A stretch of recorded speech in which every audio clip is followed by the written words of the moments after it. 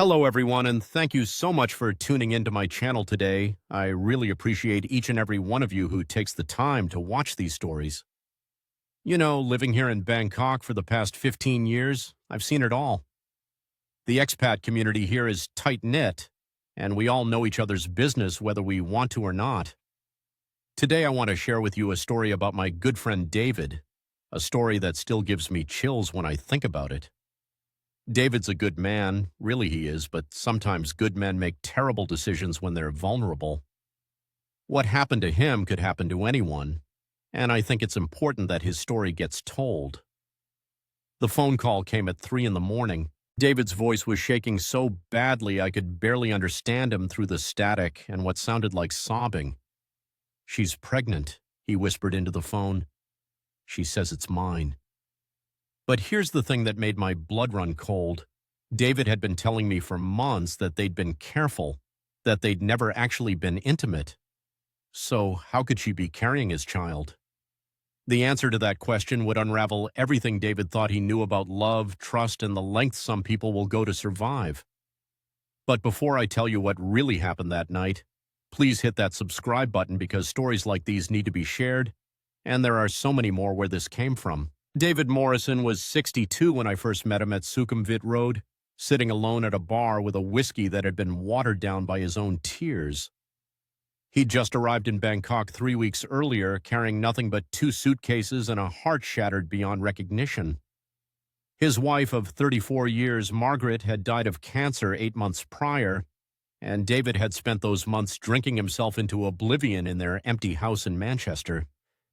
His adult children had suggested he travel, get away from the memories, do something different. Thailand seemed like a world away from the rain-soaked streets of England and the ghost of his beloved Margaret that haunted every corner of their home. David wasn't like the typical expats you meet here. He wasn't running from debt or scandal or looking for cheap thrills with young women. He was a retired accountant who'd lived a quiet, respectable life.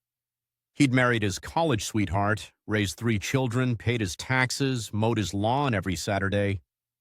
Margaret had been his entire world, and when she died, that world collapsed completely.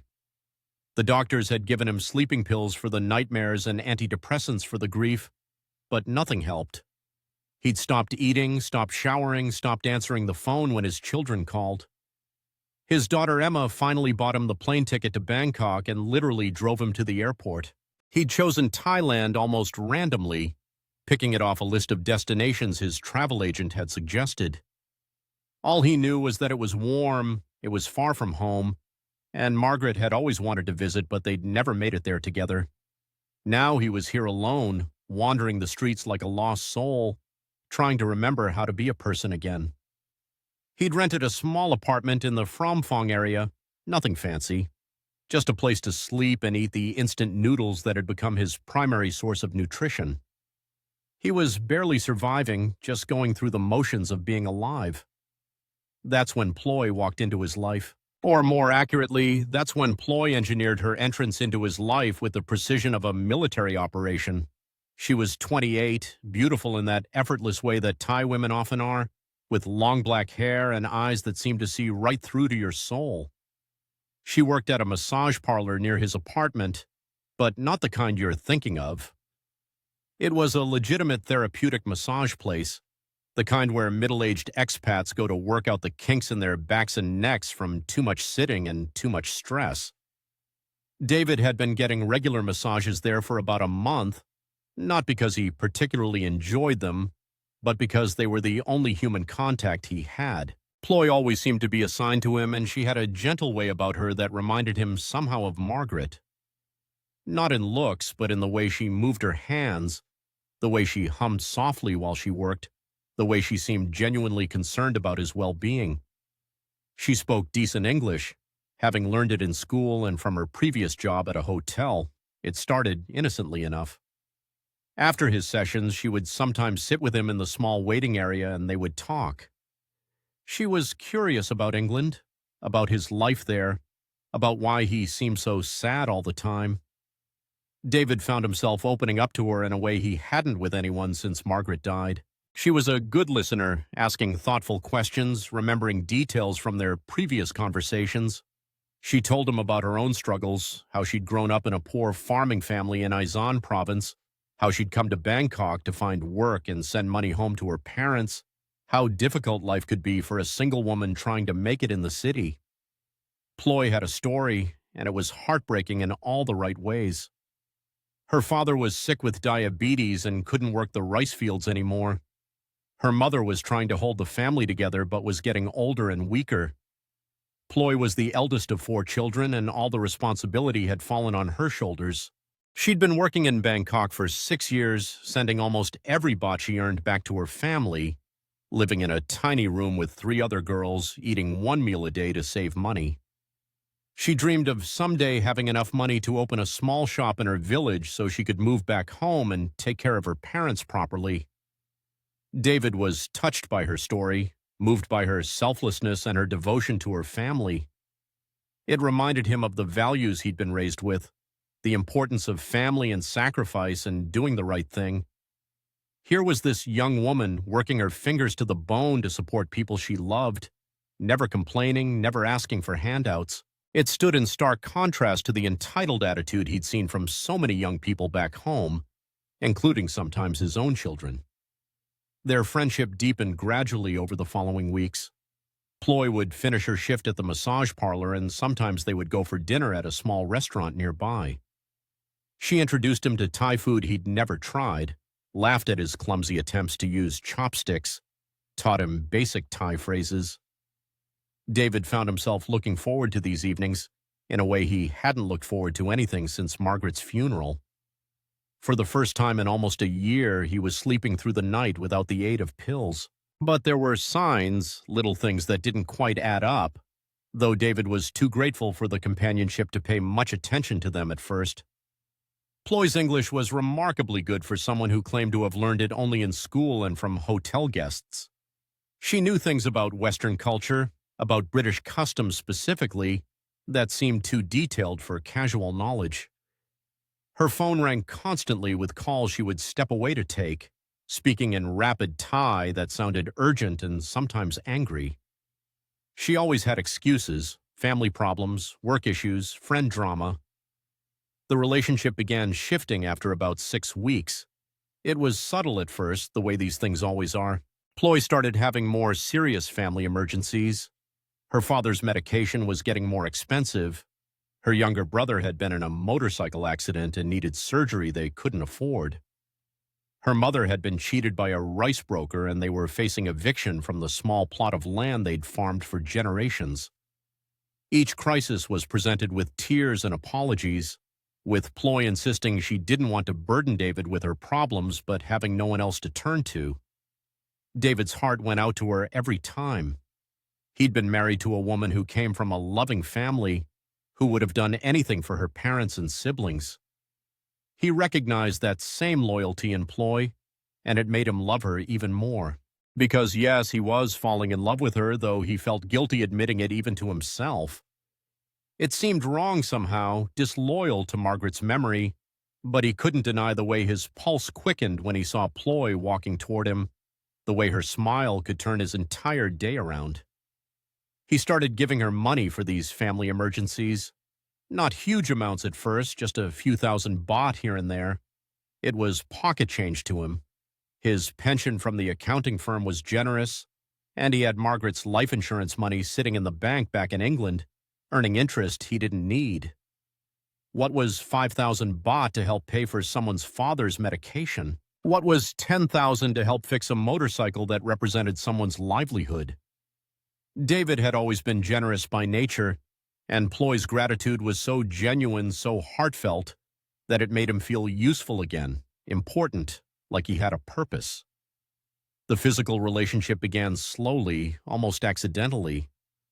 They'd been having dinner, and Ploy had been particularly emotional about her family situation. She'd had a few drinks, more than usual, and when they got back to her tiny apartment, she invited him up for coffee. One thing led to another, and suddenly they were kissing on her narrow bed, her hands running through his graying hair, whispering that he was such a good man, such a kind man, that she was so lucky to have found him. But they didn't go all the way that night, or the next few times they were intimate. Ploy was shy about it, saying she wasn't ready, that she wanted to take things slow. David respected that completely. He was old-fashioned about these things, believing that good relationships were built on emotional connection first. The physical intimacy they did share, the kissing, the touching, the sleeping curled up together in her small bed, was more meaningful to him than any purely sexual encounter would have been. Their relationship became more serious over the following months. David extended his tourist visa, then extended it again. He started talking about maybe staying in Thailand permanently, about bringing some of his money over from England to invest in a business, maybe the shop that Ploy dreamed of opening in her village. They talked about meeting her family, about David learning more Thai, about building a life together. For the first time since Margaret's death, David could envision a future that didn't feel empty and pointless. The family emergencies continued, and David continued to help. Ploy's father needed a wheelchair. Her youngest sister needed money for university tuition. There was a flood in their province that destroyed the rice crop. David's contributions grew larger, 20,000 baht, then 50,000, then 100,000 at a time. He was happy to help, proud to be able to make a difference in the lives of people who had so little. Ploy's gratitude was overwhelming. She would cry with relief every time he handed her the money, telling him he was saving her family, that they prayed for him every day, that her parents couldn't wait to meet the angel who had come into their daughter's life. But David started noticing inconsistencies in Ploy's stories about her family. Details would change from one telling to the next. Her father's illness would shift from diabetes to heart disease to liver problems. The number of siblings she had seemed to fluctuate. When he asked to see photos of her family, she always had excuses. Her phone was broken, she'd left her photos in her village. Her family was too poor to have cameras. When he suggested they visit her village so he could meet her parents, there was always some reason why now wasn't a good time. The warning signs were accumulating, but David was willfully blind to them. He was in love, truly in love for the first time since Margaret, and the thought of losing that feeling was more terrifying than any nagging doubts about inconsistent stories. Besides, Ploy was so attentive to him, so caring about his needs and his feelings. She would cook for him, rub his shoulders when he was tense, listen patiently when he talked about Margaret and his grief. She made him feel young again, vital, like he had something valuable to offer the world. The money he was giving her had grown into serious amounts. Over 8 months, he'd given her nearly 2 million baht, telling himself it was all for good causes, for helping a family in desperate need. He'd started the process of moving more of his savings from England to Thailand, talking to lawyers about visa requirements for permanent residents, looking into investment opportunities that would allow him to stay long-term. And then came the pregnancy announcement. They'd been together for almost 9 months by then, and while they'd shared a bed many times, they'd never actually had intercourse. David was old-fashioned about it, and Ploy had seemed to prefer the intimacy without going all the way. So when she tearfully told him she was carrying his child, his first reaction wasn't joy or fear, it was confusion. But we've never actually... He stammered, trying to process what she was telling him. Ploy's tears came harder then. You don't remember? That night 3 weeks ago when you had so much to drink? You were so sad about Margaret, and I was trying to comfort you, and we made love. You don't remember? David searched his memory frantically. There had been a night when he'd drunk more than usual, when his grief had hit him particularly hard on what would have been his and Margaret's 35th wedding anniversary. He remembered Ploy comforting him, remembered falling asleep in her arms, but he couldn't recall being intimate with her. But then again, he'd been drinking heavily that night, and grief and alcohol can play terrible tricks on memory. The pregnancy test was positive. David stared at the 2 pink lines, his mind reeling. He was going to be a father again at 63. Part of him was terrified. He was too old for this, too set in his ways, too damaged by loss to start over with a new family. but another part of him was oddly thrilled. Maybe this was why fate had brought him to Thailand. Maybe this was his chance to rebuild his life, to create something meaningful from the ashes of his old existence. Ploy was emotional about the pregnancy, swinging between joy and terror. She was worried about what people would think, about how her family would react, about whether David would stand by her. He assured her that of course he would. He was a man of honor, and if he was responsible for bringing a child into this world, he would take care of both mother and child. They started making plans. They would get married, David would apply for permanent residency, they would find a proper apartment together, maybe even that shop in her village could wait until after the baby was born. But please, before I continue with this story, hit that subscribe button and leave a comment. Have you or anyone you know ever been in a situation where someone you trusted completely turned out to be deceiving you? I'd love to hear your thoughts because what happened next to David will shock you. The pregnancy progressed normally at first. David accompanied Ploy to doctor's appointments, marveled at the ultrasound images, felt the baby kick through her growing belly. He was nervous but excited, already imagining teaching his child to ride a bicycle, helping with homework, all the things he'd done with his own children decades earlier. He started buying baby clothes and furniture, converted the second bedroom in his apartment into a nursery. Ploy's needs during the pregnancy were substantial.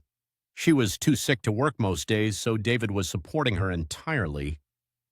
The doctor visits were expensive, especially since she insisted on going to the fancy international hospital rather than a local clinic. She needed special vitamins, special food, special everything. David was happy to provide it all. His child deserved the best possible start in life. But then the demands started escalating beyond normal pregnancy needs. Ploy's family was putting pressure on her to have a traditional Thai wedding ceremony, which would be expensive. Her parents were threatening to disown her if she didn't marry properly, and the shame of having a child out of wedlock would destroy her reputation in the village. David understood family pressure. His own family had had strong opinions about his relationship with a woman 34 years younger, so he agreed to pay for an elaborate ceremony. The wedding was beautiful but costly. David flew his own children in from England for the ceremony, though they were clearly uncomfortable with the situation. His son James took him aside and expressed concerns about the speed of everything, about the money David was spending, about whether he really knew Ploy well enough to marry her. But David was defensive. His children had their own lives, their own families. They couldn't understand what it was like to be alone at his age, to have found unexpected love and happiness again. After the wedding, Ploy moved into David's apartment, but somehow the financial demands didn't decrease. Now there were visa issues. Her tourist status was expiring and she needed to apply for a spouse visa, which required lawyers and fees and documentation. There were medical bills that their insurance didn't cover. Her family needed help with the wedding debt they'd incurred hosting their side of the ceremony. Always something, always urgent, always presented with tears and apologies. David was beginning to feel the strain financially. He'd already moved a significant portion of his savings from England, and the constant outflow was starting to concern him. But every time he tried to discuss budgeting or setting limits, Ploy would become emotional, accusing him of not caring about their family, reminding him that she was carrying his child and needed his support. The arguments would end with David apologizing and writing another check. The first real crack in the facade came when David decided to surprise Ploy by visiting her at one of her doctor's appointments.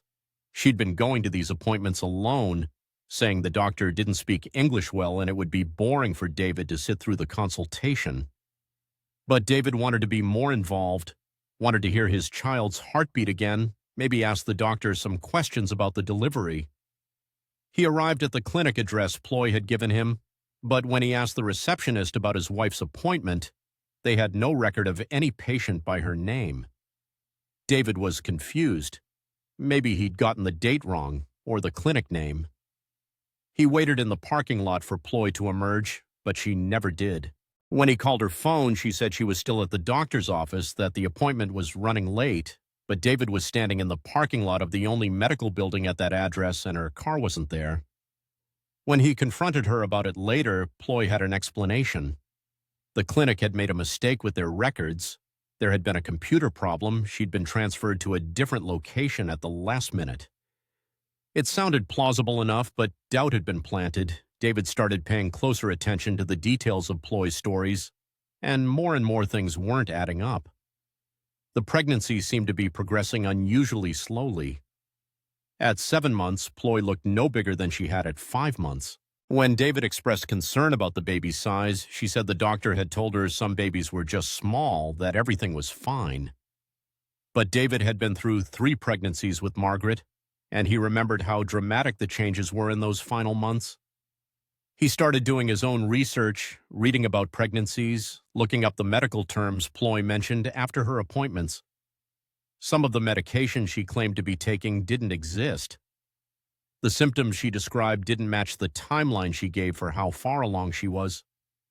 When he asked to see the ultrasound photos, she said she'd left them at the clinic, or they'd been damaged, or the machine was broken that day. The breaking point came when David insisted on attending the next doctor's appointment with her. Ploy resisted, but David was firm. He was the father, he had a right to be involved, and he was tired of feeling like an outsider in his own child's prenatal care. Reluctantly, Ploy agreed, giving him a date and time and clinic address. David arrived early and waited in the lobby. The appointment time came and went, but Ploy never showed up. When he asked the receptionist about her, they checked their system thoroughly and confirmed they had no patient by that name, no appointment scheduled, no record of her ever having been to that clinic. David's blood ran cold as the truth began to crystallize in his mind. He went home and confronted Ploy directly. "There is no baby," he said quietly, staring at her across their living room. "There never was a baby." The performance that followed was worthy of an Academy Award. Ploy collapsed into tears, accusing David of not trusting her, of not loving her enough to support her through a difficult pregnancy. She claimed the doctor had made a mistake, that she would prove she was pregnant, that David was breaking her heart by doubting her. But when pressed for specifics, for documentation, for any concrete proof of the pregnancy, she had nothing but excuses and tears. David insisted they go together to a hospital for a pregnancy test and examination. Ploy agreed, but that night she disappeared. David woke up to find her gone, along with most of her belongings, and he discovered when he checked his accounts, along with 50,000 baht she'd somehow withdrawn from his bank account using the ATM card she'd convinced him to give her for emergencies. The investigation that followed revealed the devastating scope of the deception. Ploy wasn't who she claimed to be. Her real name was Siraporn Thanakit, and she was 36 years old, not 28. She'd been married twice before, both times to foreign men, both marriages ending in divorce after she'd extracted substantial sums of money.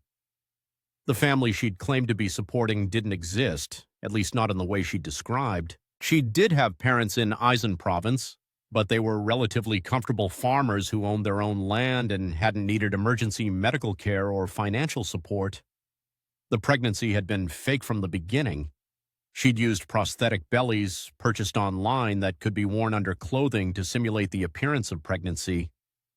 The ultrasound images she'd occasionally shown David had been downloaded from pregnancy websites. The morning sickness, the cravings, the mood swings, all of it had been an elaborate performance designed to extract as much money as possible from a grieving, vulnerable man. But the most devastating revelation was still to come. Through the network of expat gossip that operates like wildfire in Bangkok, David learned that Ploy had been involved with multiple foreign men simultaneously during their relationship. While she was playing the role of devoted girlfriend and expectant mother with David, she was running similar cons on at least 2 other men, a German businessman and an American retiree.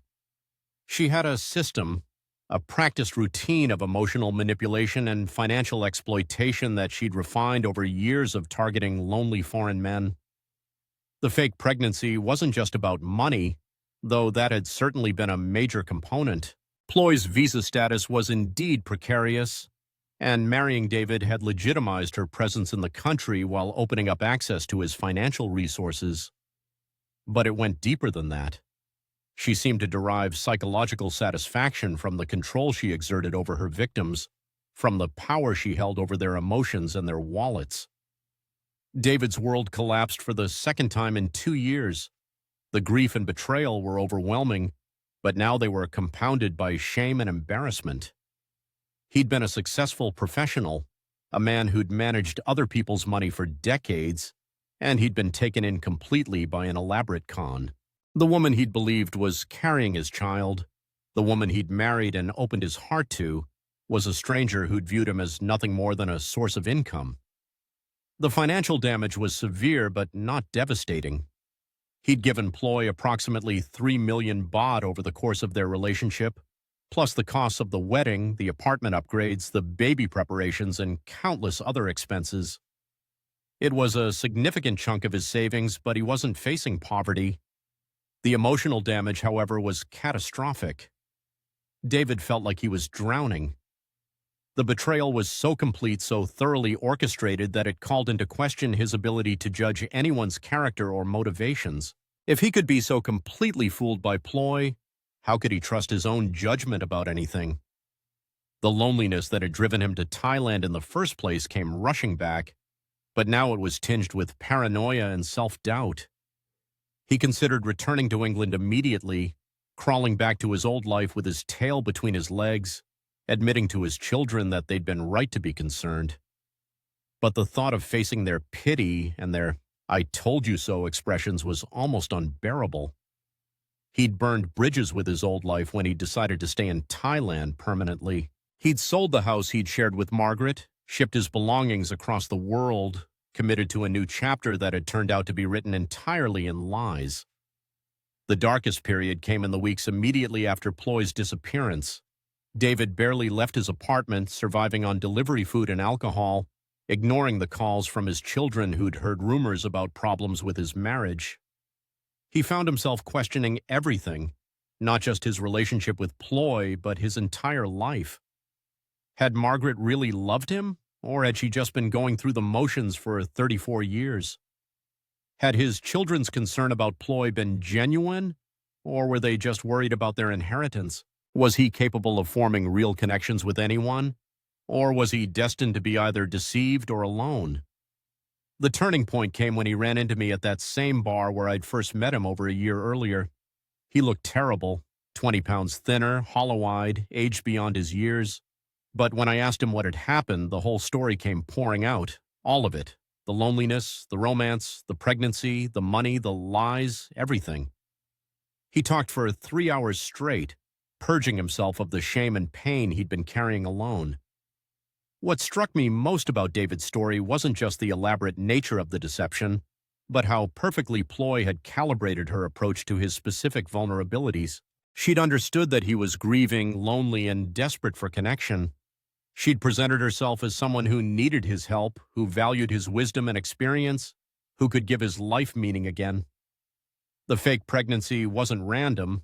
It was the ultimate expression of the future and purpose she knew he was seeking.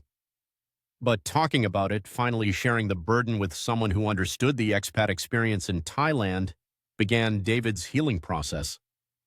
Over the following weeks, we met regularly, and I watched him slowly start to reclaim his sense of self. He began exercising again, eating properly, engaging with the world around him. He joined an expat support group where he learned that his experience, while extreme, wasn't entirely unique. Romance scams targeting foreigners were unfortunately common in Thailand and throughout Southeast Asia. David made the difficult decision to stay in Thailand rather than retreat to England. He'd been victimized, but he wasn't going to let that experience define the rest of his life. He moved to a different part of Bangkok, started volunteering with a charity that helped other expats who'd fallen victim to scams, began slowly building a new social network based on genuine friendships rather than romantic entanglements. The legal process of dealing with the aftermath was complicated and largely unsatisfying. Thai police were sympathetic but realistic about the chances of recovering his money or seeing Ploy face meaningful consequences. Her operation had been sophisticated enough to make prosecution difficult, and she'd likely moved on to a new identity and new victims in a different city or country. David had to accept that the money was gone and that justice, in any traditional sense, was unlikely. But something unexpected happened during his recovery process.